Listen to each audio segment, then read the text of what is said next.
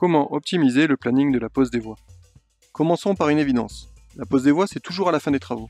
C'est aussi vrai pour les 8 km de la nouvelle infrastructure entre Haussmann-Saint-Lazare et Nanterre. Avant de poser les voies, il faut auparavant avoir fini tout le génie civil. Percement, excavation, soutènement, étanchéité. Mais ici, pour resserrer le planning au maximum, nous avons opté pour une stratégie de pose des voies très particulière en fractionnant les chantiers. La mise en œuvre de cette stratégie a commencé dès la fin 2019, dans la partie à ciel ouvert, autour de la future gare de Nanterre.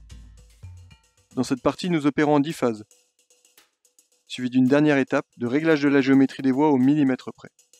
Dans le tunnel, nous employons des tactiques différentes selon les lieux. Entre Nanterre et Courbevoie, c'est-à-dire sous la Défense, il y a 2 tunnels, comportant chacun une voie, et il faut commencer la pose des voies avant même que la construction de la gare soit achevée.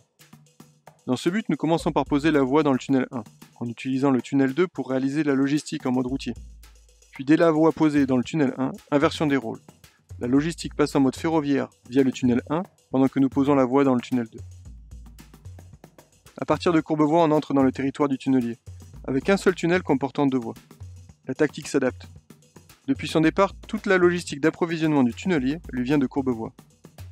Mais dès qu'il a franchi Porte-Maillot, nous déplaçons la base logistique, car ceci nous permet de commencer la pose des voies entre Courbevoie et Porte-Maillot, alors même que le tunnelier continue son chemin vers le centre de Paris.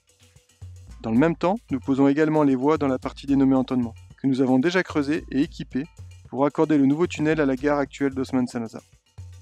Bien sûr, cette stratégie est exigeante, parce qu'elle impose une programmation très agile des travaux. Mais le résultat est appréciable. Plus de 2/3 des voies auront été posées avant l'achèvement du tunnel, et la fin de l'opération de pose des voies aura pu intervenir dans les 6 mois après l'arrivée du tunnelier.